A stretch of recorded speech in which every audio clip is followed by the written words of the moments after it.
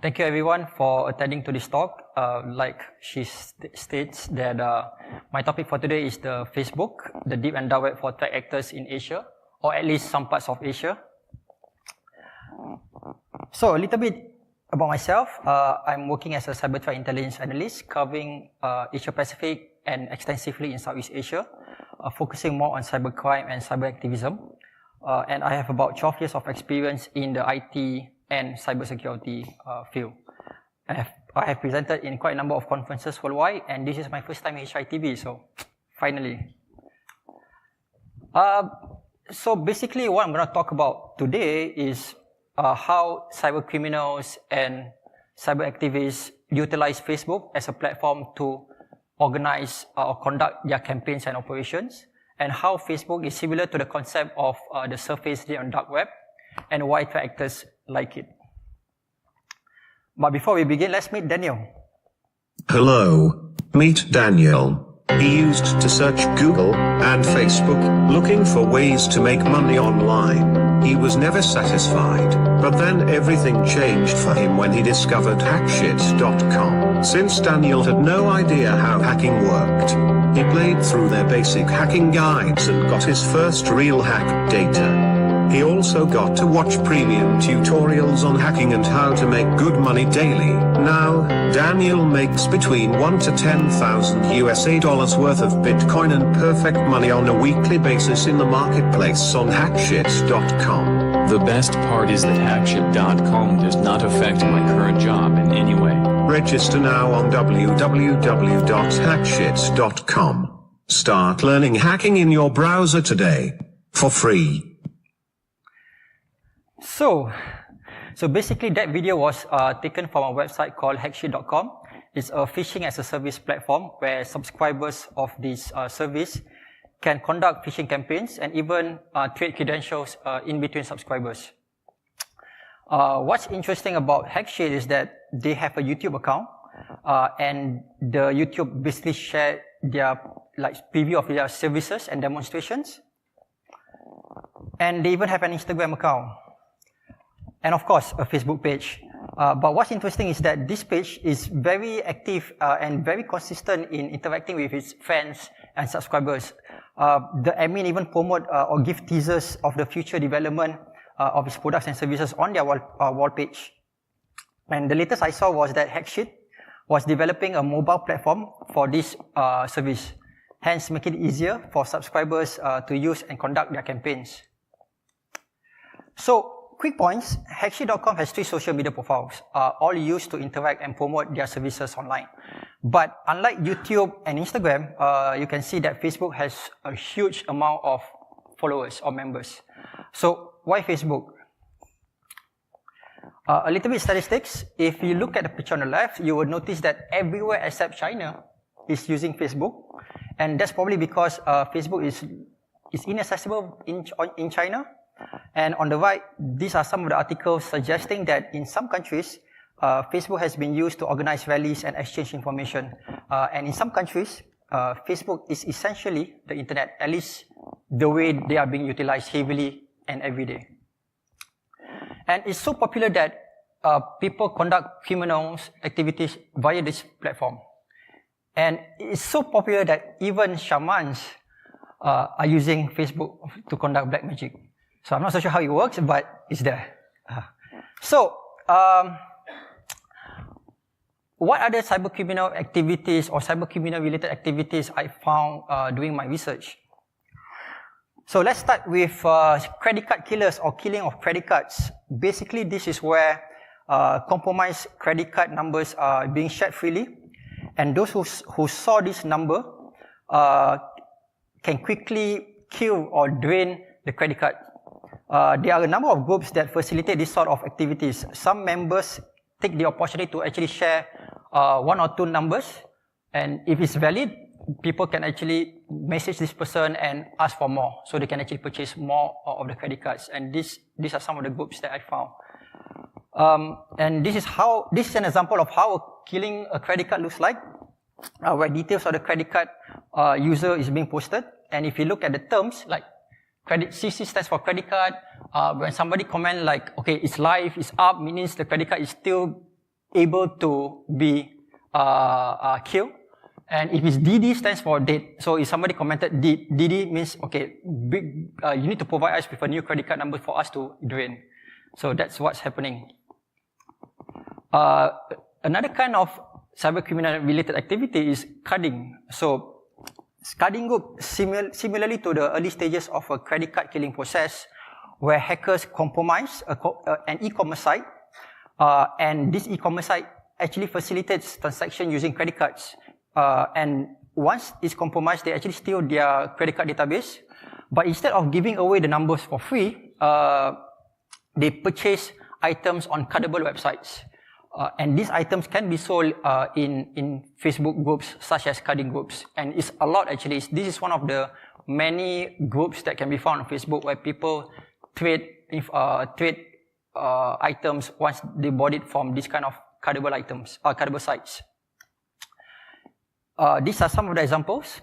If you see, most of the items here, usually what they buy is electronic items like laptops, mobile phones, which is highly in demand. And new mobile phones are always very expensive. So what they do is, once they hack these credit card numbers, they will buy the handphone, but they will sell it for cheap. They don't lose anything basically. In fact, they actually made a profit. And even gift cards sometimes they buy it. So yeah. And if someone wants to learn the carding ways, there are schools that teach the process and tools of the trade. For example, like these carding schools, or even carding groups that facilitate the teaching of or tutorial of the methods being used for carding. And all you need to do is to pay them for a fee. And it's not that expensive to learn carding. My research shows that it's from $20 to even $200. It really depends. And most of these experienced carders will really provide all the tools and techniques.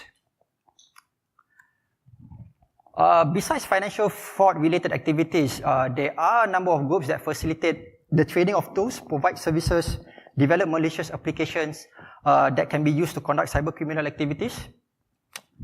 Here we have someone selling CNC servers that I found in a group called DDoS attackers.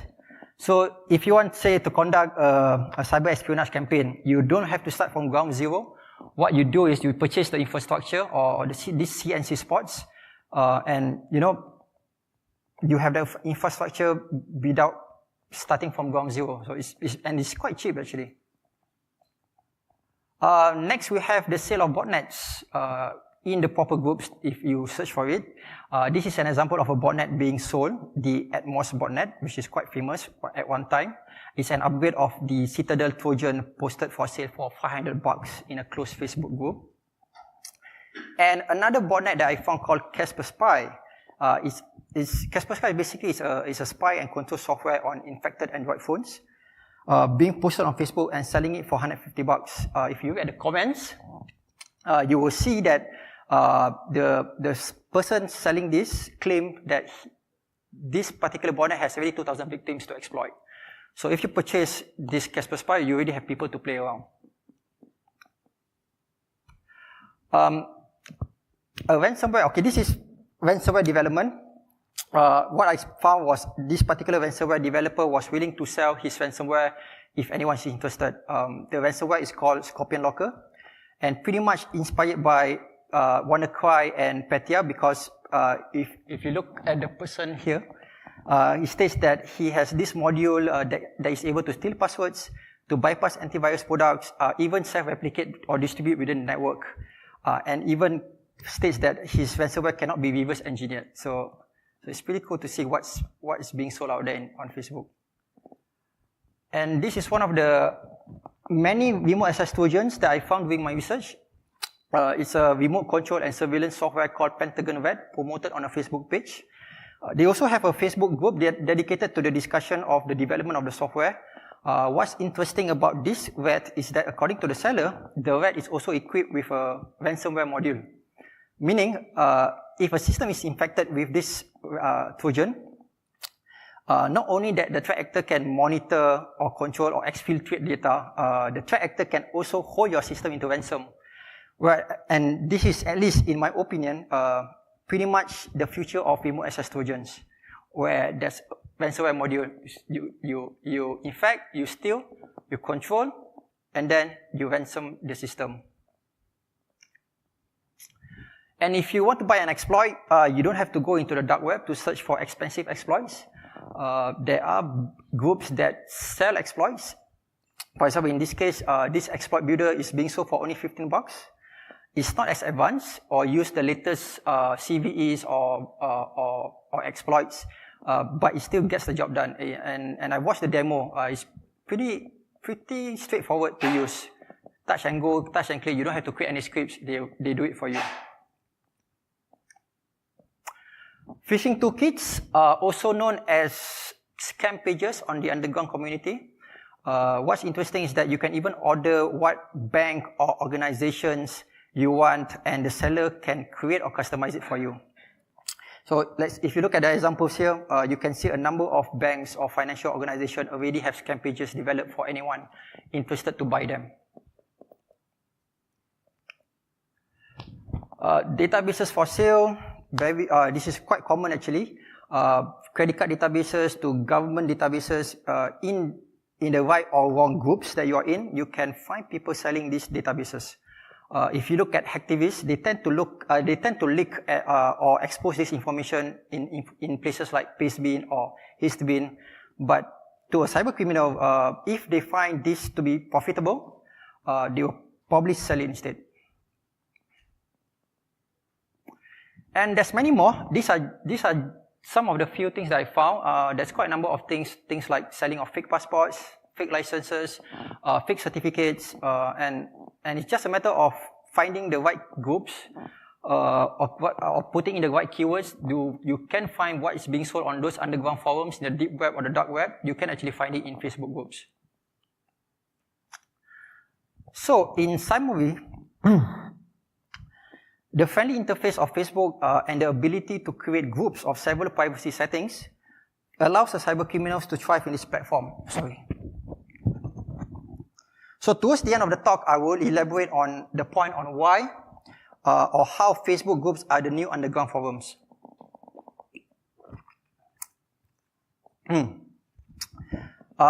Next is cyber hacktivism. Besides the definition stated here, in short, it's basically hacking with a political cause. So a case study. So in 2014, I'm not so sure how many of you can remember this particular event.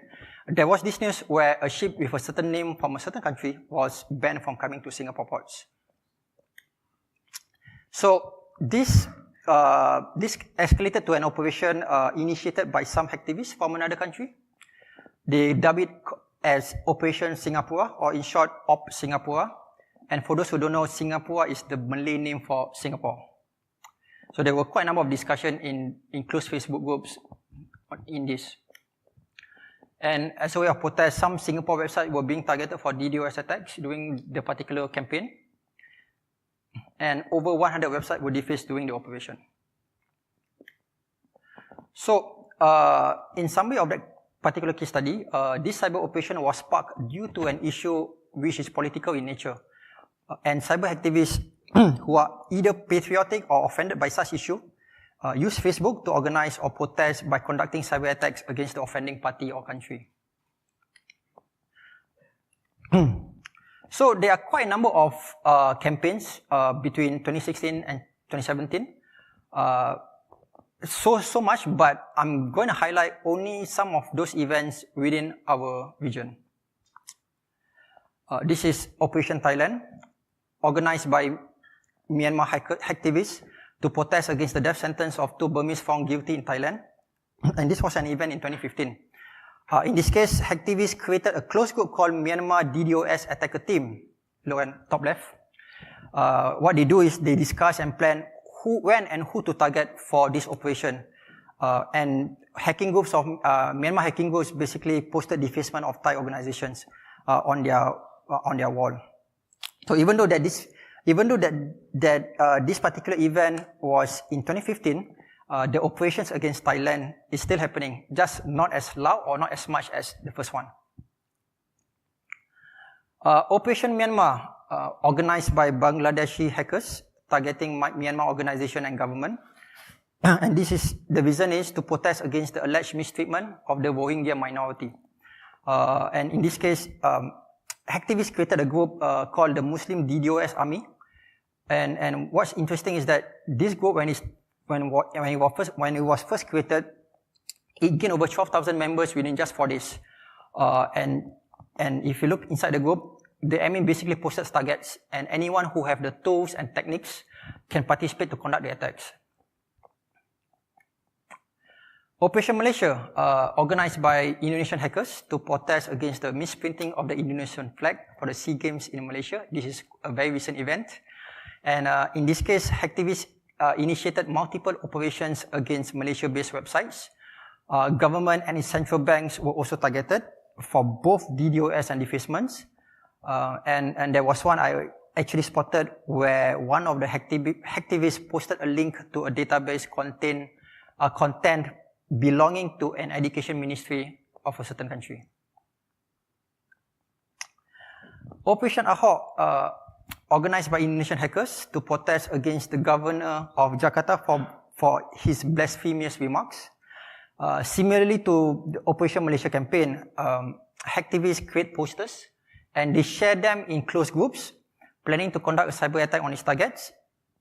So when I was following this campaign, I could see how these posters were created, being distributed in closed groups, and this poster was attracted quite a number of hacker groups in Indonesia and participating in targeting of this website. Operation Single Gateway, an operation organized by Thai activists to protest against the less majest law. What's interesting about this campaign is that the hacktivists participating are not just local hackers, but also attracted foreign hacktivists as far as Greece, or anonymous Greece. That's one of the hacktivists that was involved. In this case, the intention to conduct a cyber attack towards the Thai government was posted in advance, giving others a heads up of their plans. So, in summary, whenever there's a political event or political friction between two countries, hacktivists or people who are offended by the news take to Facebook to create a group. Then they will announce their manifesto or their plans or their intention, and this kind of like attracted quite a number of, try to attract a number of people to join their cause. And once they have a number of people, they will start to organize, plan, and then they will just post what kind of targets, who they want to target, where to target, how to attack, what are the tools to use. And usually the attack limited to defacement or DDoS and sometimes data leaks. And yeah, it's a full circle process. So, how is Facebook similar to the concept of the deep and dark web? So if you look at the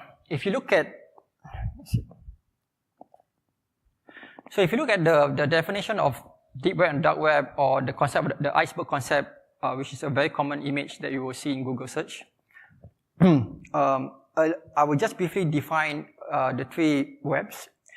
Surface web, if anything that is being indexed and you can find via the search engine is the surface web. And anything that cannot be searched from the search engine or it's not indexed by the search engine is basically the deep web. To put a very good example is if you go to Google search, you type in gmail.com, the result you will see like a gmail.com link, right? So that's part of the surface web. When you click on gmail.com, it goes to the site where you need to put your credentials. That website is still part of the surface web.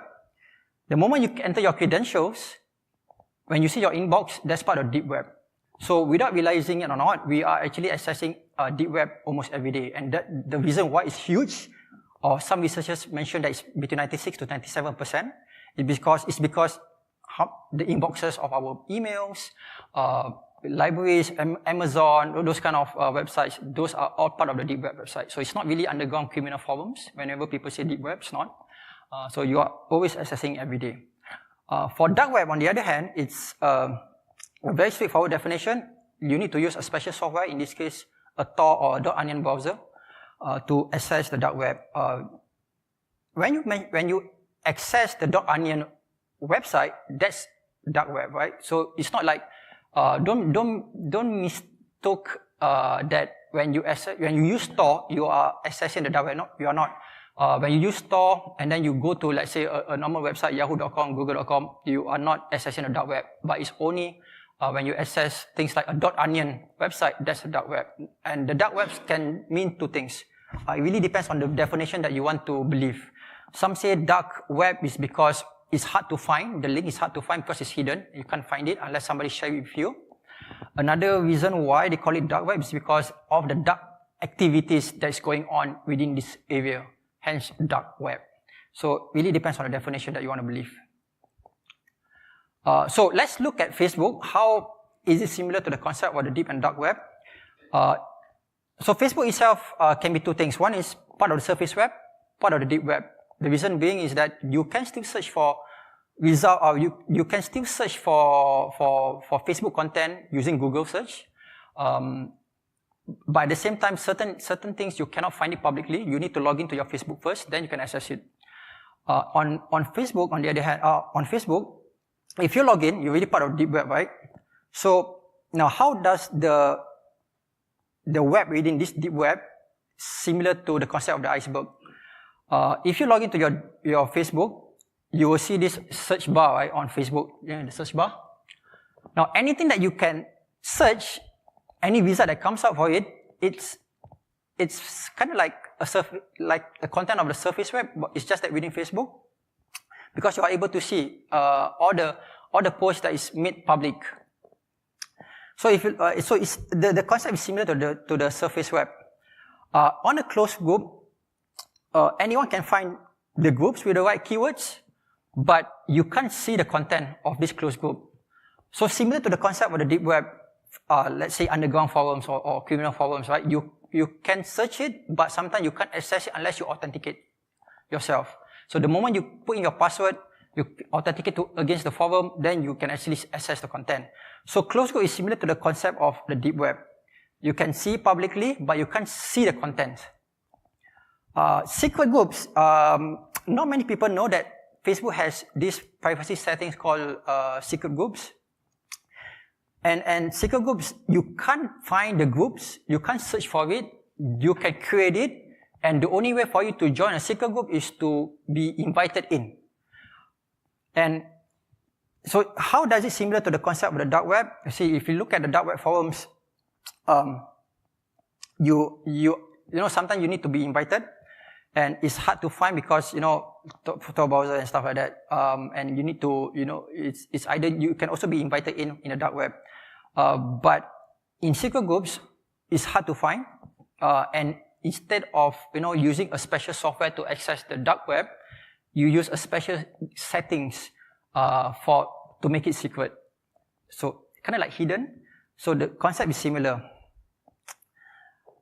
So personally, I feel that Facebook is like a web within a deep web, and same but different. So why do threat actors use Facebook? So if you look at the differences between a Facebook secret group and a .onion forum, you can see why. These are just some of the things that I highlighted here. One, group cannot be searched, which I mentioned. You cannot search for it at all. Even if you have the link, even if you are a member of the secret group, you can actually see the URL. Now you copy that URL, you send to someone who doesn't have access to the secret group. That guy who copy and paste that URL, they won't be able to see anything at all. Like there will be an error page. So that's how secret Facebook's secret group is. Unlike a .onion forum, no matter how far or how deep you want to try to hide, there are always dark web crawlers out there. And you can actually find this kind of link, because the moment you find a link, somebody will definitely post it on Pastebin, on Reddit, or even deep and dark web will write about it. So you can hide, but you can't run. Okay. So Facebook secret cannot be directly hacked. Whereas you have here or read reports where a .onion website can be compromised, can be defaced. So that's the difference. Once it's similar concept to the penetration testing of a site, you can still do that on a dark web website. Facebook secret group must be invited in, whereas a .onion forum, anyone can register, at least most of them. I've already mentioned the exposed group URL cannot be accessible. Facebook secret cannot be seized by authorities, or at least I have yet to see one.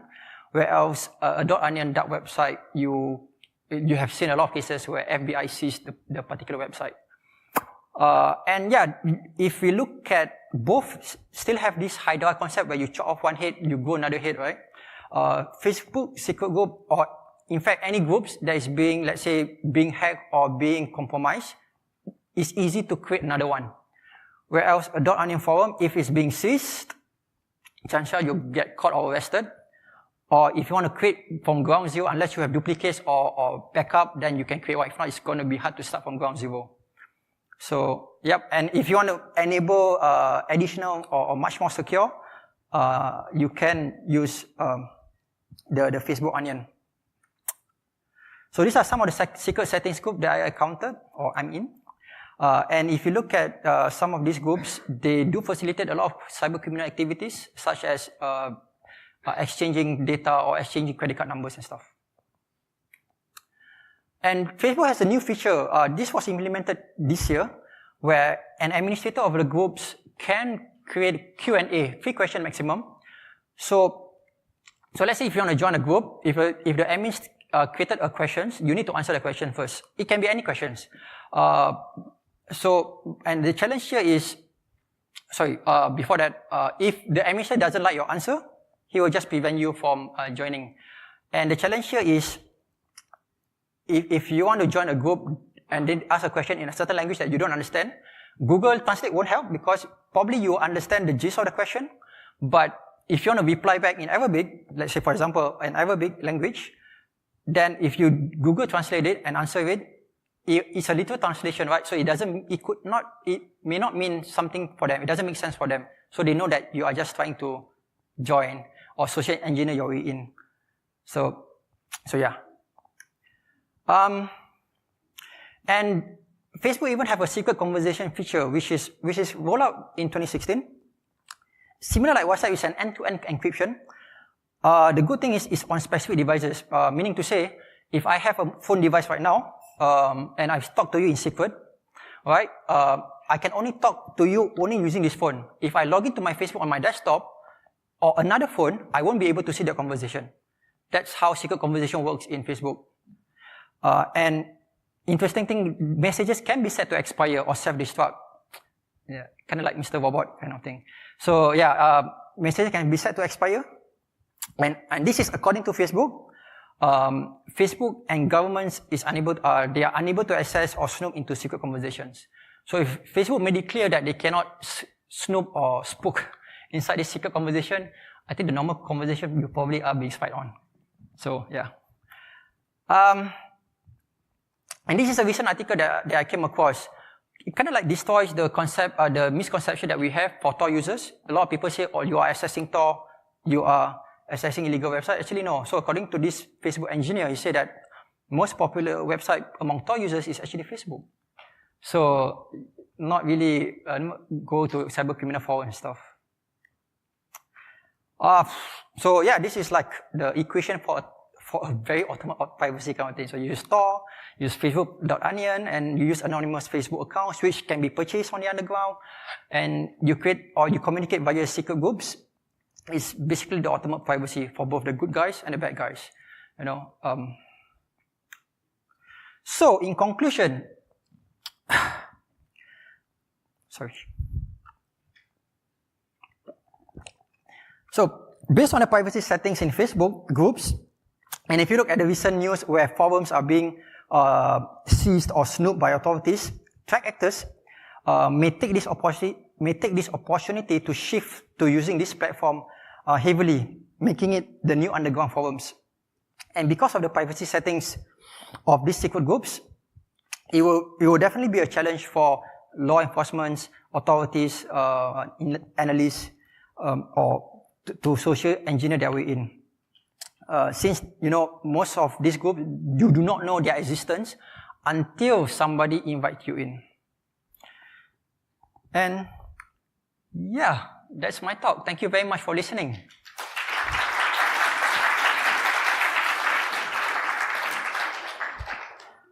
So, any questions? I think I have like 2 seconds.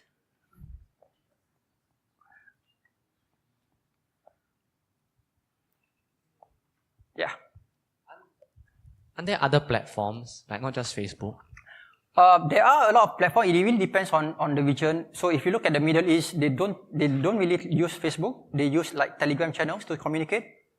And if you look like Russian, they do have their own criminal forums, or they do have their own social media website like bk.com to communicate all these kind of things. But if you so yeah, that's the other kind of forums you're talking about. But if I were to answer you specifically on other forums being used in Asia Pacific, I'm not entirely sure. There will definitely be other forums, but Facebook is the highly utilized forums based on my research.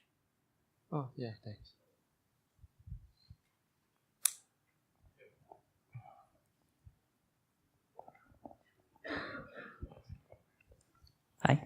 Hi. When you were investigating this, were you worried about some kind of unpredictable legal ramification that might happen to you, especially in light of like that guy who got arrested when he went to Vegas and all that? Did you take non-technical countermeasures against that? It's one when we do this kind of let's say intelligence gathering or investigation. One thing we need to make sure that we need to have like some kind of ethics where we must not be the agent of provocateur. We do not provoke things. We don't tell them to say, okay, let's do something. Instead, we must go there and listen to their conversation rather than provoking it. And it's always important to understand that, you know, we cannot be part of the catalyst or part of the group that is going to start something that may put you into trouble. And if you're talking about the technical part, it really depends, because if you do like cyber humans, right? Cyber human intelligence, where you go into the deep and dark web and try to listen to conversation or try to ask questions, you really need to make sure that you are creating the proper avatar or profile to make sure that it's interesting enough for them to believe that you are part of the group. And yeah, and there's a lot of technical steps which I can share with you offline for this. Thanks for the question.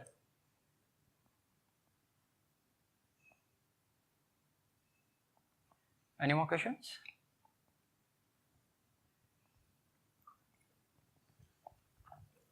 So, any more questions? Yes, we have another one. Yeah, so is Facebook working with governments and feds to, help out and figure out such criminals in underground? And what is your contribution to community in general? I haven't personally talked to Facebook about this, but the thing is, there have been a lot of research about cybercriminal activities on Facebook. But it's very hard to define cybercriminal activities. I'll give you an example. Facebook has an algorithm to understand that a certain picture is considered pornographic and they will remove it. But how do you define credit card numbers? Because credit card numbers can be formatted in different way on Facebook, right? So they cannot just see the numbers and they just remove it. So it's a bit hard. So I'm not so sure how Facebook is going to do this, but what I've seen is that every time when there's a group that facilitates cybercriminal activities being taken down, 2 or 3 more will come up, new ones will come out the next day. So it's very tough. It's very tough. Yeah.